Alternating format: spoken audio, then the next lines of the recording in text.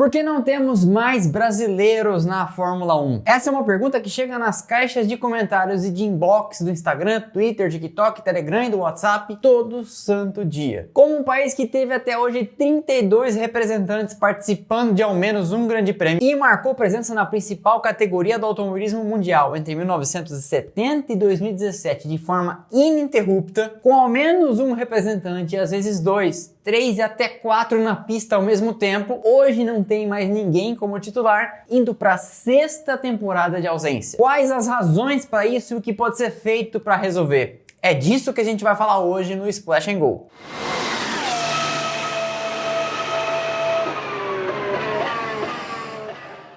Para explicar por que não temos mais representantes do nosso Brasil varonil alinhando um carro no grid da Fórmula 1 a cada 2 semanas pelas 22 etapas dessa temporada, é preciso primeiro entender o contrário. Porque tivemos durante tantos anos a presença marcante dos brasileiros no topo do automobilismo. Então antes um pouco de contexto histórico. A Fórmula 1 nasceu na Europa em 1950 e eu já contei das suas origens nesse vídeo aqui, explicando até por que o nome é Fórmula 1. Vale a pena assistir, eu vou deixar o link na descrição. No pós-guerra, o cenário era o seguinte: a Europa arrasada pelo conflito e 2 blocos remanescentes, aliados dos Estados Unidos e aliados da União Soviética, os dois prontos e loucos para expandir a sua influência. Grandes corporações americanas com dinheiro excedente e prontas para executar uma estratégia de soft power com investimentos nos chamados países em desenvolvimento. E esse foi o bonde da industrialização brasileira. Em 1950, de acordo com dados do IBGE, 63% da população brasileira, na época de 51 milhões de habitantes, vivia no campo. 20 anos depois, em 70, a nossa população chega a 90 milhões, lembra da musiquinha da Copa? E ali a população rural já tinha baixado de 63% para 44% e seguiria caindo nas décadas subsequentes. Ué, Rodrigo, mas e daí? Eu quero saber de brasileiro na Fórmula 1. E daí que essa galera toda veio para as cidades atrás de empregos na indústria. O Brasil do pós-guerra construía fábricas, inclusive, de carros. Dando continuidade a investidas iniciadas pelo governo Vargas, em 16 de julho de 1956, Juscelino Kubitschek institui o GEA, Grupo Executivo da Indústria Automobilística. Foco era incentivar a produção nacional, ou seja, mesmo que vendendo carros de marcas estrangeiras, induzia a fabricação aqui, melhorando a balança comercial e impedindo a saída de dólares, além de gerar empregos mais qualificados no país. Para isso, 2 coisas foram fundamentais e vieram antes: a criação da Petrobras e a criação da CSN. Era o alicerce. Não adiantava querer industrializar um país sem a chamada indústria de base, sem siderurgia e metalurgia ou petróleo e derivados. Com as fabricantes ainda reticentes, o governo começa a fechar o cerco, primeiro proibindo a importação de carros inteiros e depois limitando, sobretaxando a importação de peças que já eram fabricadas no Brasil. Depois foram estabelecidas metas para uso de componentes nacionais nos carros. Nascia a indústria automobilística brasileira, ainda que pelas mãos de marcas estrangeiras. No dia 23 de março de 1953, num armazém alugado no bairro do Ipiranga, nasce a Volkswagen do Brasil, ao mesmo tempo em que uma fábrica era erguida em São Bernardo do Campo. E ela não era a única. Logo, Mercedes-Benz, Willys também começaram a construir fábricas no ABC Paulista. Tudo, claro, motivado por incentivos fiscais em várias esferas. Em 54, a Willys começou a produzir o Jeep, e os primeiros veículos a sair de uma linha de montagem nacional eram a Romizeta e o DKV V-Mag Universal. Em 57, a Volkswagen inicia a fabricação da Kombi, como veículo comercial leve, e seu principal carro de passeio, considerado na época um sedã, o Fusca, aportaria no país em 59. Mas depois de criar o parque industrial e atingir as metas iniciais de nacionalização que viabilizavam as fábricas por incentivos fiscais, era preciso criar nas pessoas o desejo de ter aqueles carros. E como fazer isso?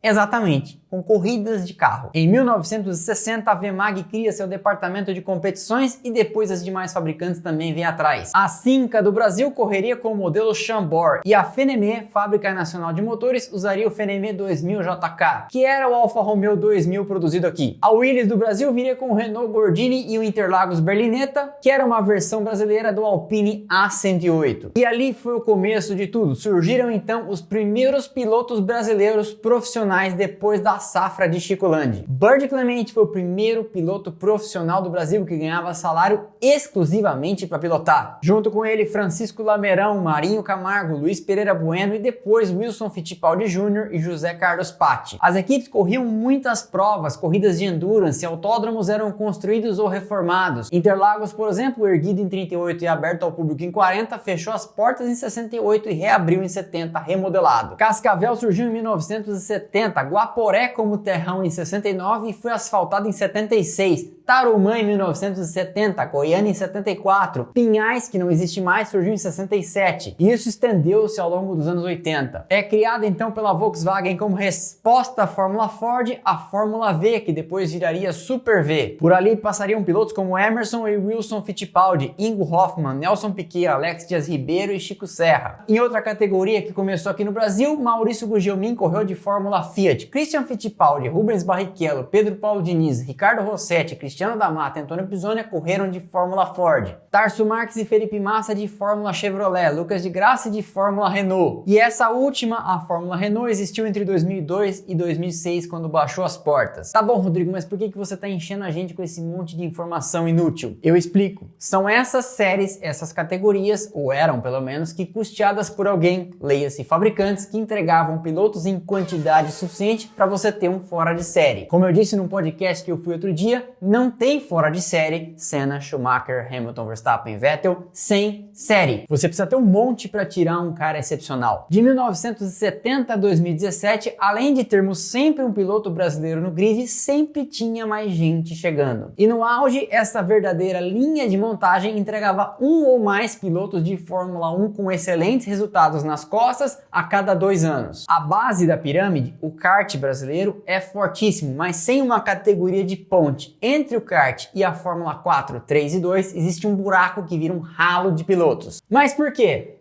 Vamos lá. Quando a molecada começa a andar de kart, tem 6, 7, 8 anos de idade e corre daquilo pelos próximos 4, 5, 6 até 7 anos. Saindo dali, são vistos com bons olhos e considerados fora de série os pilotos que chegam numa categoria e já são campeões no primeiro ano. Exemplo, Oscar Piastri foi disputado a etapa pela Renault e pela McLaren porque veio vencendo em todas. Sentou no Fórmula Renault Eurocup em 2019 e foi campeão. Sentou no Fórmula 3 em 2020 e foi campeão. Sentou na Fórmula 2 e foi campeão em 2021. Com certeza, eu concordo com você, é uma lógica cruel e exigente demais. Mas quem sonha com uma vaga que só tem 20 lugares por ano no mundo tem que se acostumar com isso. Então, se o moleque chega com 16 anos de idade na Fórmula 4 da Itália e leva 3 ou 4 anos para ser campeão, os narizes já torcem e a boa vontade cai. E não é só com brasileiro. Por isso as categorias de Fórmula locais eram essa ponte. O piloto ficava pronto aqui não depois do kart, mas sim às vezes tendo feito até a Fórmula 3 brasileira que existia. O que o colocava muito mais preparado para bater de frente com seus adversários na Europa. O kart, é bom lembrar, não tem marcha, não tem aerodinâmica, não tem acerto de suspensão, não tem diferencial, e o moleque anda nele 5, 6, 7 anos, como eu comentei. Dali pra frente, ele tem aquela silenciosa obrigação de se adaptar a um carro inteiramente novo e vencer no primeiro ano. Ah, Rodrigo, mas fulano chegou na Fórmula 1 depois de vencer o campeonato na segunda ou terceira tentativa. É verdade, não tá escrito em lugar nenhum do regulamento que não pode, mas aumenta a necessidade às vezes de um bom convencimento. Sem essa categoria ponte, um moleque é jogado em outro país, com outro idioma, com 15, 16 anos de idade, sem nunca ter trocado uma lâmpada ou resistência de chuveiro na vida, e tem que aprender no intervalo de meses, porque se não ganhar no primeiro ano já sabe, a conversar com engenheiros, fazer acerto, um pouco de aerodinâmica, um pouco de suspensão, circuitos inteiramente novos, longe da família, etc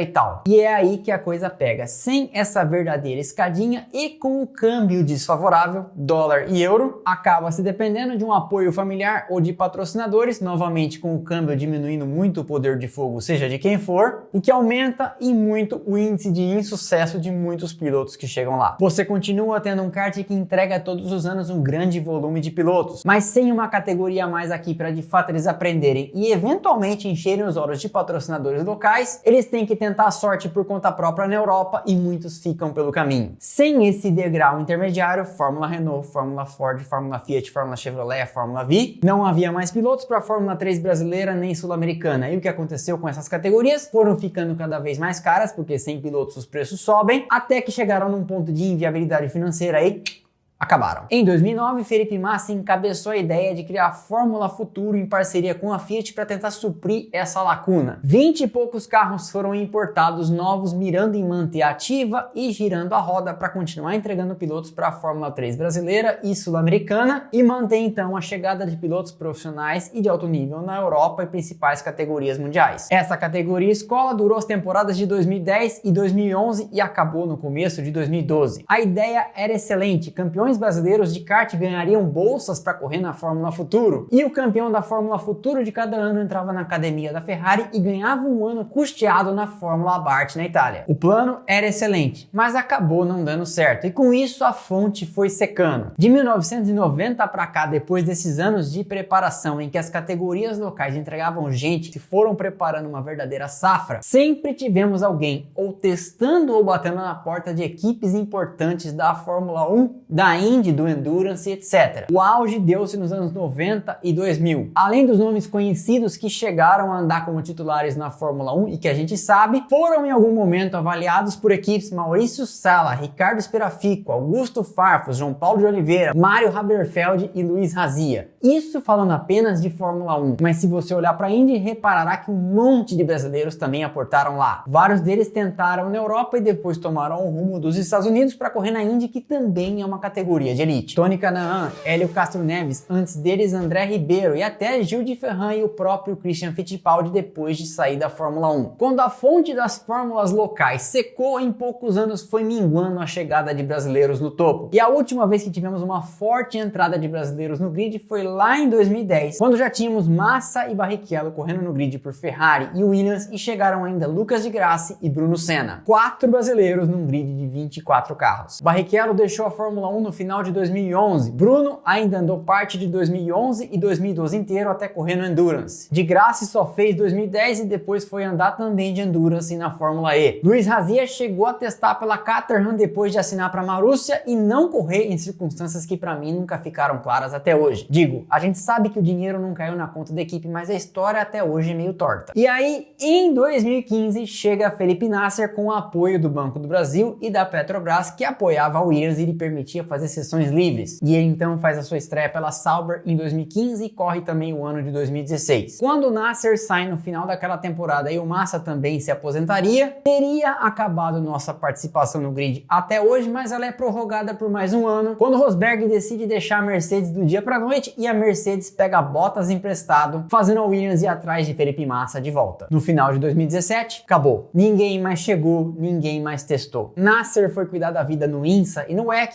Massa foi andar de Fórmula E e depois de Stock Car. Depois disso, Pietro Fittipaldi virou piloto reserva da Haas e chegou a fazer 2 grandes prêmios no lugar de Grosjean por causa daquele acidente. Completou bem seu papel sem bater o carro, levando-o até o final. Mas então, com a guerra na Ucrânia e a Fórmula 1 cancelando os russos, foi fortemente ventilado aqui no Brasil que ele seria o nome para essa vaga. Hoje sabemos, e na época eu avisei para ter calma, que Gunther Steiner estava em contato com Magnussen desde o primeiro minuto e era só uma questão dele alinhar o tema com sua esposa e com a Ganassi para acertar o seu retorno. Enquanto isso, em 2020, Felipe Drugovich chegava à Fórmula 2. Ele faria 3 temporadas por lá, vencendo a 3ª. Quando eu entrevistei ele aqui no começo do ano passado, ele estava se preparando para essa última temporada e disse: minha ideia é fazer o melhor campeonato possível e reativar as minhas conversas com equipes da Fórmula 1. Ele tinha começado essas conversas em 2021, mas em razão da temporada apagada, elas esfriaram. Pois bem, em Silverstone 2022 surge a conversa de que a XP lhe patrocinaria e as conversas com a Aston Martin surgem. E depois se consumaria o acordo, Drugovich como piloto de desenvolvimento da equipe de Lawrence Stroll. E eu também falei disso aqui, vamos ver como será, porque ele é o primeiro piloto de desenvolvimento deles. Ele até aqui andou com o carro de 2021, com o de 2022 no final do ano passado em Abu Dhabi, e teve a chance única de andar com o carro de 2023 em 2 metades de dia lá no Bahrein por causa do acidente de Stroll fazendo ciclismo. Recentemente, inclusive nas últimas semanas, também andou com o carro de 21 no Red Bull Ring. É atualmente o nome mais próximo da Fórmula 1 com o apoio da XP, da Porto e do Banco Master. Esse vídeo não é patrocinado, mas poderia. Mas tem na sua frente um bicampeão de 42 anos que parece envelhecer como vinho e o filho do dono da equipe. Esse acordo poderia colocá-lo em outro carro? Pode ser, mas qual? Se ele fosse um piloto Mercedes, a gente poderia pensar numa vaga na Williams no lugar de Logan Sargent, que não vem impressionando ninguém. Na academia Red Bull temos Enzo Fittipaldi e por lá a gente sabe tudo pode acontecer. E eles chegaram por lá, adivinha, com apoio próprio. Drogovic foi do kart no Brasil direto para a Europa correr de Fórmula pela primeira vez lá. O mesmo acontecendo com Enzo, que correu de kart e de Fórmula no exterior. E o cenário até esses dias, em 2022, foi: ou chegavam com apoio e dinheiro próprios e aprendendo tudo lá fora desde a primeira vez, ou não chegavam. A ausência de uma categoria entre o kart e a Fórmula 4, 3 e 2 na Europa aumentava essa mortandade de pilotos